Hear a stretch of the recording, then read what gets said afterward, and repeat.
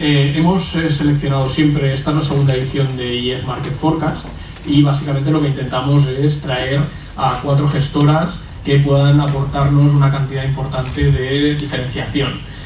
Buscamos que sean independientes en su juicio, que tengan una experiencia importante, que tengan productos también diferenciales, es decir, que tengan mucho sentido, que puedan realizar y realicen gestión activa de verdad, y que además tengan lo que se llama un tracking error, es decir, que se puedan alejar de los índices de referencia si es necesario, si ven oportunidades que realmente tienen sentido.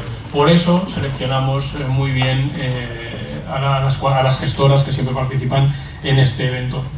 En este caso tenemos, si me permiten una pequeña presentación, a José Ignacio Victoriano, responsable de todos los productos de renta fija de la gestora de Renta 4 Banco. Es un profesional de primer nivel que nos conocemos desde hace 15 años aproximadamente, tiene mucha responsabilidad en todos los productos y todo lo que se adquiere en renta fija dentro de Renta 4 para todos los fondos de inversión, y por tanto estoy seguro que les aportará una visión de este activo y de este mercado renta fija muy interesante. A continuación tenemos a Ricardo Vidal de EDM, director de inversiones de EDM, también una gestora boutique independiente con un track record ya, como saben, desde 1989, con una cantidad de activos bajo gestión ya muy importante y muy especializada también en renta variable, tanto nacional como europea. Por tanto, la visión de renta variable quedará perfectamente cubierta con Ricardo. A continuación tenemos a Xavier Fábregas, director general de Caja Ingenieros Gestión, también una entidad, como saben, que trata de forma excepcional a los socios y por tanto su perspectiva siempre es dar el mejor valor añadido a los socios, y por tanto la perspectiva de los productos es precisamente maximizar ese beneficio. Y por último también Jaume Puig de GVC Gaesco, CEO, CIO, Fund Manager, una persona muy conocida por todos ustedes también, con una experiencia, un track record, un trading error, unos productos también excepcionales. Por tanto nos parecía un cartel de primer nivel, son primeros espadas en cada uno de sus productos y sus activos. Y nada más, permítanme solo que les haga un pequeño resumen de lo que dijimos en la última edición y cómo se ha comportado. Tres oportunidades muy claras que se especificaron, y a partir de aquí ya paso la palabra a Ignacio. Ignacio, ¿me pasas? Muy brevemente. Básicamente, lo que todos los ponentes estuvieron de acuerdo en el mes de diciembre, cuando hicimos la primera edición del IEF Market Forecast, fue precisamente en small caps, tanto españolas como europeas. Para que tengan una idea, esta es la evolución de las small caps, IBEX Small Caps contra IBEX 35, desde el 19 de diciembre que hicimos la presentación hasta el momento. A pesar de que el IBEX 35 efectivamente está en una caída anual en estos 6 primeros meses aproximadamente de un 2%, 2,7%, como ven las small caps, el IBEX Small Cap, un índice general en este sentido, ha tenido un comportamiento de un 19% al alza, un 19,7% concretamente, con lo cual el diferencial de haber tomado partido o provecho de esa oportunidad que los gestores que estaban aquí expresaron, pues ha valido mucho la pena claramente. También alguno de ellos, el único que repite en este caso es Jaume Puig, también comentó claramente pues, que debíamos estar muy atentos, que la renta variable tendría sentido, small caps tenían mucho sentido, pero debíamos estar atentos porque habría un aumento de volatilidad. Saben que la volatilidad había bajado de una forma significativa en los últimos 7 años aproximadamente, y efectivamente hemos tenido este pico de volatilidad, como ven en el gráfico de abajo, con el VSTOXX, que es una medida de volatilidad del STOXX 50 o del STOXX 600, perdonad, en Europa. Y por otra parte también todos estuvieron claramente indicando pues, que se tenía que ir con mucho cuidado con la renta fija, que los precios habían subido de una forma significativa. Algunos estuvieron tomando oportunidades. Esto es la evolución del tipo de interés del bono alemán, abajo del todo. Ahora mismo está al 0,36%, pero es la evolución en estos 6 meses aproximadamente. Luego del bono a 10 años español, está al 1,25% de TIR en este momento, y el bono italiano al 1,50%. ¿De acuerdo? Como saben, las elecciones en Italia, la situación política ha provocado ese incremento importante de la volatilidad y de la rentabilidad, por tanto la caída de los precios de este tipo de bonos, con lo cual efectivamente debíamos ser muy cautos. El Bund alemán había subido ligeramente el tipo de interés a principio de año, como ven, pero la huida hacia la calidad en un momento de incremento de tipos de interés en Italia y ligeramente en España, pues como refugio siempre saben que provoca el movimiento inverso. Aquí lo dejo, estas fueron oportunidades que claramente indicaron a final del año pasado las gestoras, y aquí estamos precisamente pues, para que nos indiquen cuál es su visión macroeconómica y de mercados y qué oportunidades creen que se pueden aprovechar en este escenario. Si me permiten, le paso ya la palabra a José Ignacio Vitoriano. Cada uno de ellos y abrimos el turno de preguntas. José Ignacio Vitoriano, en cuanto a la complejidad actual de la renta fija, está por comprar deuda pública a largo plazo con una TIR muy interesante, del 3% en este momento, que comparado con el 0,38 del Bund o con el 1,25% que nos está dando en 10 años en España, claramente tiene un carry que nos puede proteger ante movimientos complejos. Es verdad que el dólar, con lo cual pues ahí sí podemos tener una cierta volatilidad.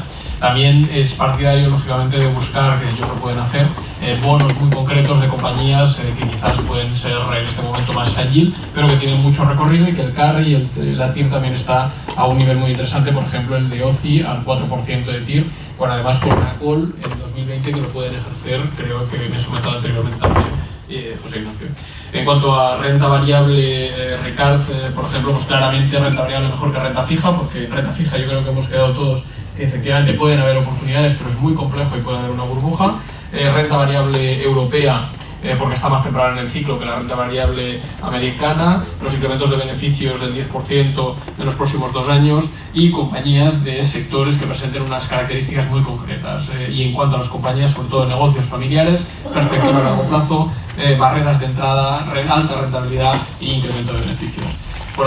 Desde el punto de vista de mercados emergentes, Xavier nos ha comentado que efectivamente él sigue viendo mucho valor y es algo generalizado con la volatilidad que podemos encontrar en este tipo de activos, en deuda emergente en divisa local, tanto por el carry como porque cree que tiene mucho valor y hay mucho valor, y en eso han coincidido en cuanto a la deuda emergente.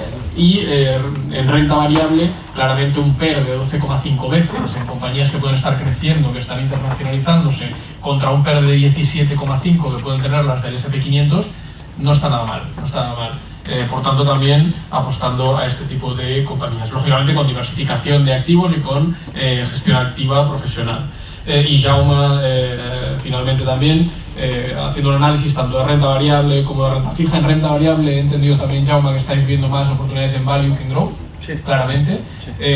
Si miramos los distintos sectores del SP500, si me permiten, en relative performance, como lo está haciendo cada sector respecto al índice general, nos podemos dar cuenta que prácticamente es un único sector el que está teniendo un muy buen comportamiento relativo, que es el sector de la tecnología. El resto, prácticamente todos, están en retroceso, en relative performance, con lo cual, cuidado, eso suele pasar también en momentos muy claves del ciclo económico. Pero en todo caso, lo que sí que está claro es que las value están en mucha mejor valoración que las growth en este momento. En renta fija, efectivamente, una burbuja muy importante a todo nivel, y en retorno absoluto, sobre todo especializado y con el equipo que tienen ya desarrollado en los últimos 20 años de behavioral finance, es decir, de comportamiento recurrente y de ineficiencias de mercado, que con ello pues, tiene productos también muy interesantes. Permítanme solo hacer este pequeño resumen y, si les parece, abrimos el turno de preguntas, que vale la pena aprovechar la opinión de cada uno de ellos. Por favor, preguntas. La primera siempre es la difícil, ¿no? ¿Tengo una pregunta? ¿No? Venga, yo. Venga. Espera, que te traigan el micro.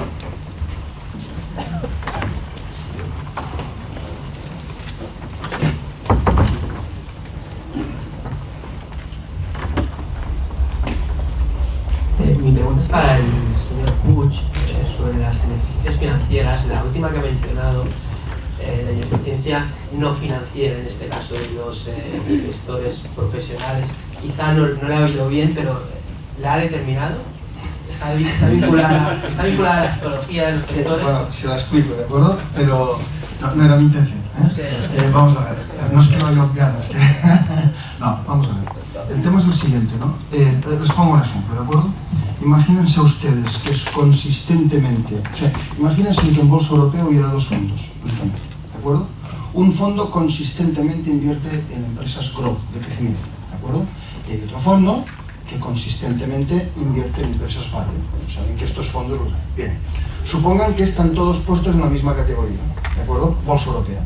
Son dos bolsas europeas. Bien. Y si ustedes, por ejemplo, ocurre el Brexit, ¿de acuerdo? Si ocurre el Brexit, saben que el fondo Growth va a caer más que el fondo Value. Estamos hasta ahí de acuerdo, ¿no? Y entonces, si alguien hace el análisis el día 30 de junio, el Brexit fue el 24, ¿no? Pues si alguien hace un análisis el 30 de junio y solo hubiera estos dos fondos, las casas de rating, ¿no? Porque además hay mucha diferencia, a uno, al Value, le darían 5 estrellas y al Growth 0, bueno, pongamos una, ¿de acuerdo? Imagínense que solo hay estos dos, ¿bien? Porque en las casas de rating computen ha pasado, ¿no? Lo que ha ocurrido. Nosotros, cuando invertimos en fondos, lo único que nos preocupa es la consistencia, ¿de acuerdo? Lo demás, si es value o es growth, es una decisión nuestra, ¿no? Entonces, ¿qué ocurre en este sentido? Tú dirás, bueno, si ha caído este y el otro no, el inversor profesional, ¿de acuerdo? Si mira para adelante, va a comprar el fondo growth, ¿no? No va a comprar el value. O sea, si ponemos el componente financiero, después de una reacción de estas, lo lógico sería que comprara el growth, el que tiene una estrella. No lo compra, ¿de acuerdo? La ineficiencia es muy sencilla. Hay una enorme correlación de las compras, hablo de los institucionales, ya no hablo de particulares, ¿de acuerdo? Hay una enorme correlación del institucional que compra fondos de 4 y 5 estrellas, ¿de acuerdo? Cuando no hay correlación de la casa más típica que todos conocemos, a futuro de la rentabilidad, pero lo hacen. Entonces, financieramente debería comprar el de una estrella, pero compra el de 5, ¿vale? ¿Cuál es la ineficiencia? ¿Qué es lo que se cuela en el proceso de decisión? O sea, cuando digo hemos demostrado que esto es así, hemos visto cómo ganar dinero con esto y cómo utilizarlo. Lo que se cuela es que mucho profesional financiero, como es un ser humano, ¿de acuerdo?, está más cómodo comprando el de 5 estrellas que el de 1, porque si la inversión va mal, ¿de acuerdo?, dice, oiga, yo cuando lo compré tenía 5 estrellas. Esta es la ineficiencia de comportamiento humano. Y como la hemos visto, es que nos ha explotado. Pensábamos que estaba porque veíamos lo que pensaba la gente, ¿no? Pero cuando la analizas explota la ineficiencia. O sea, este es el comportamiento. La conclusión, porque es más fácil justificarse. Correcto, si sale mal la inversión, correcto. Gracias. Bueno, de hecho, esto es la política de los benchmarks, ¿no? Yo me referencio a un benchmark, retorno absoluto tienes que jugártela, si me permitís, o aquel que tiene un tracking error importante respecto al índice, tiene que jugarse al gestor.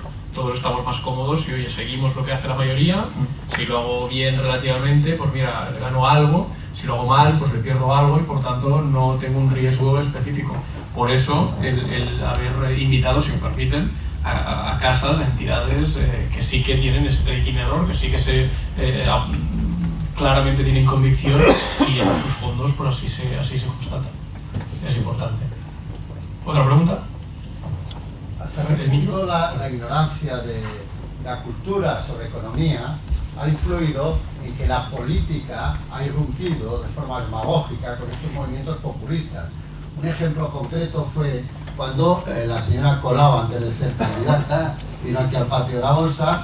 Yo le pregunté una cosa: cuando un obrero se vendía el piso, que los pisos valían 3 millones, pasaron a valer 23.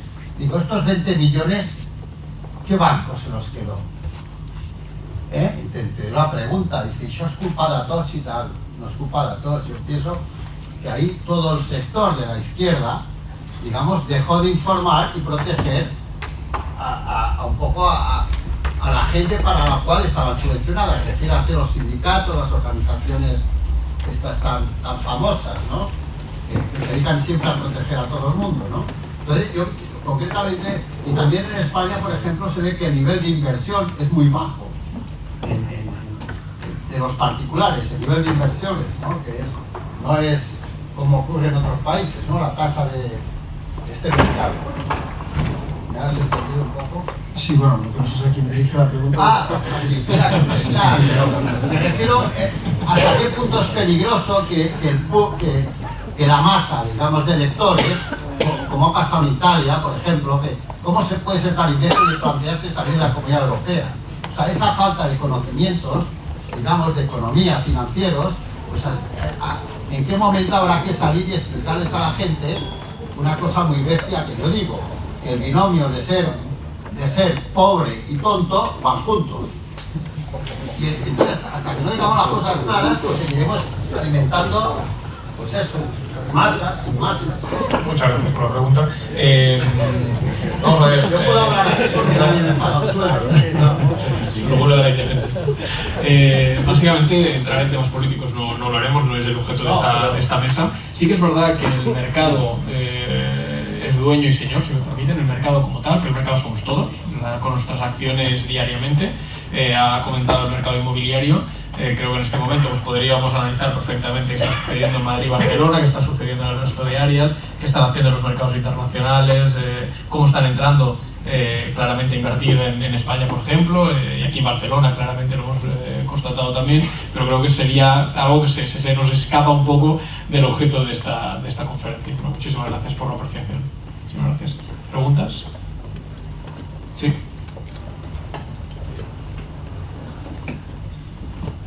Ahí va. Jaume, Sí. tradicionalmente tú ponías una situación de valoración de los mercados y una situación de la cotización. En este momento, no he visto en los gráficos hoy que lo hayas puesto. ¿Cuál es la diferencia? ¿Cuál es la situación? Porque en la última conferencia que hiciste, dijiste que se habían aproximado mucho y que, aunque no era el momento todavía de riesgo, que se habían aproximado mucho con relación al 2010, 2011. No, o sea, si hay algún gráfico que doy, aquí lo he puesto en un cuadro abajo a la izquierda, aquí hay 2 o 3, o sea, el tema es, los descuentos son muy grandes, ¿de acuerdo? Estamos hablando, o sea, en el IBEX 35, o sea, si analizamos los 35, nos da que el IBEX podría llegar a 13.700 y el Eurostoxx 50 a 4.440. Es curiosísimo una cosa, cuando la gente dices que algo que vale tanto puede valer el 30 o un 40% más, normalmente dices, no, esto no puede ser. Yo solo digo una cosa, todas las OPAs que nos han hecho, todas las OPAs, y no incluyo Norwegian porque no ha acabado, ¿de acuerdo? Pero ha sido más, todas las OPAs que nos han hecho han superado los valores fundamentales que teníamos. El año pasado nos lo oparon SABE, los aeropuertos de Venecia, la teníamos a 12 euros, nos la oparon a 21 euros. Y teníamos Etam, una empresa de lencería francesa, que la hemos tenido muchos años, y me gusta explicar el caso de Etam, porque el caso de Etam, bueno, esta empresa tiene tiendas, o sea, ¿de acuerdo? Es una empresa de propiedad de 3 familias francesas que tenían la mayoría, ¿no? ¿Y saben qué ocurre? Esa empresa la teníamos ya en cartera el año 2013. Cotizaba a 17 euros. Y las familias nos hicieron una OPA a 23 euros, ¿de acuerdo? Tú dices, bueno, estaba a 17, te opan a 23, parece mucho recorrido, ¿de acuerdo? Bien, no fuimos. ¿Por qué? Porque como una parte es el proceso de valoración, nos daba que 23 euros era insuficiente. Bien, esto pasó en el año 2013. ¿Qué nos pasó el año pasado, 2017? Las mismas 3 familias, las mismas, hicieron una OPA de nuevo y no pagaron 23, pagaron 50. Y la acción estaba cotizando a 27 a principios de año. Con lo cual, pagaron un 80% más de lo que estaba cotizando. Yo lo que veo es, esto no es un tema de sinergias, son los propietarios que la compran y la sacan de mercado. Yo lo que veo es que las operaciones corporativas que se hacen, aunque parezcan estos números muy alejados de la cotización, pues superan a estos números alejados. Es decir, una cosa es cuando todos cambiamos cromos entre nosotros, ¿de acuerdo? Compramos y vendemos. Pero cuando viene alguien y compra la empresa, bueno, lo habéis visto con Evertis, cotizaba a 13 euros antes de salir la OPA y se ha hecho a 18,72. O sea, hay muchos casos, ¿no? Entonces, lo que quiero decir es que en este momento nosotros vemos una manifiesta infravaloración, pero manifiesta, salvo de un segmento muy determinado. ¿De acuerdo? En este punto sí que me gustaría tener la opinión del resto de actores, de gestoras, en la parte de renta variable, incluso en la parte de renta fija, que bueno, ya nos lo has anticipado, José Ignacio. Xavier, por ejemplo, ¿cuál es tu opinión respecto a las valoraciones en este momento? Sí, bueno, enlazando lo que comenta Jaume, pues a nivel de movimientos corporativos y operaciones de fusiones y adquisiciones, pues quizá estamos viendo un menor número de operaciones, pero las primas son realmente interesantes. Es decir, estamos viendo de que realmente quien quiere hacerse con un negocio pues tiene que hacer una oferta realmente competitiva, ¿no? Nosotros también tenemos casos, digamos, de empresas que nos han opado con primas del 25 o 30%, y eso al final es una señal saludable desde el punto de vista del equity. Es decir, bueno, estos digamos, digamos, primas, pues de alguna forma puedes anticipar que sigue habiendo recorrido en renta variable. Perfecto, permitidme también ahora la pregunta para ti, Ricardo, pero permitidme, yo creo que está en el ambiente también, ante la fuerte bajada de tipos, ante la enorme liquidez en el mercado, ante la falta de alternativas quizás de la renta fija, al final eso pues te permite también pues que las valoraciones pues aumenten ligeramente, ¿no? La expansión de múltiplos. A pesar de eso, y efectivamente en las operaciones corporativas está muy claro, pero seguimos viendo el mercado relativamente barato, sigue habiendo mucho recorrido en ese sentido. Ricardo. Sí, al final, bueno, lo que comentábamos antes, sí que es verdad que los niveles de tipos de interés pues afectan a las valoraciones y quizá pueden soportar ciertos múltiplos un poco más altos. Siempre nosotros lo que intentamos es poner en relación el crecimiento, la expectativa de crecimiento de beneficios de esas compañías respecto al PE, con lo cual obtienes un precio por unidad de crecimiento y estamos viendo pues niveles como el gráfico que enseñaba Jaume, ¿no? Donde veíamos que las valoraciones siguen siendo muy razonables. Y si tiras de hemeroteca y tiras de historia y graficas pues los múltiplos o la evolución del múltiplo de la bolsa, pues está ligeramente por debajo de la media, ¿no? Con unos tipos que están excesivamente bajos. Y permitidme un paso más, ¿y Estados Unidos? Bueno, Estados Unidos a nosotros nos daba un mercado caro el año pasado, y porque lo que tenemos es que el mercado lo que hizo, es cotizar la reforma fiscal, ¿de acuerdo? La reforma fiscal era una promesa electoral y al final el mercado la cotizó, ¿de acuerdo? Entonces, ¿cuál era el riesgo en Estados Unidos? Claramente el riesgo era de que no se hubiera materializado una reforma fiscal ya cotizada. ¿Qué ocurre? Una vez se ha efectuado, los múltiplos se han hundido. Es decir, al haberse efectuado, los beneficios han subido, los analistas no paran de subir beneficios, ya no solo por aumento de ventas, márgenes y tal, sino por menos pago de impuestos. Con lo cual, lo que era un mercado caro, ahora es un mercado más o menos a precio. Lo que pasa es que yo diría, es como todo. Si hablas con americanos dirá, Estados Unidos crece muy bien, sí, cuidado. Las costas crecen muy bien, el interior no. Y con el tema digamos, de la bolsa pasa igual, ¿no? Una cosa es que la bolsa esté bien valorada, pero creemos que coexisten empresas caras con empresas muy baratas en el propio Estados Unidos, ¿de acuerdo?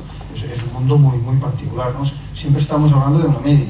Yo cuando me refiero a que el problema lo podemos tener dentro de 3 años, es porque si la media de valoraciones va subiendo tanto, a lo mejor nos cuesta encontrar la buena empresa barata, ¿de acuerdo? Hoy en día no, pero yo cuando me despierto por las noches pienso a 3 años vista, ¿eh? Porque ese es un poco el horizonte, ¿no? Perfecto. Vamos allá. ¿Otra pregunta? Vamos, yo creo que el nivel de los ponentes lo vale. ¿Una pregunta más? ¿No? Pues en todo caso, darles las gracias sobre todo por habernos acompañado. Ahora tenemos una copa, un pequeño aperitivo que nos gustaría que nos acompañaran, así podemos hacer más preguntas, que es más fácil cuando es individualmente que no colectivamente. Y agradecer a los ponentes, lógicamente, esta hora y media que hemos estado intensivamente dando esta información, y muchísimas gracias por haber atendido esta tarde. Gracias.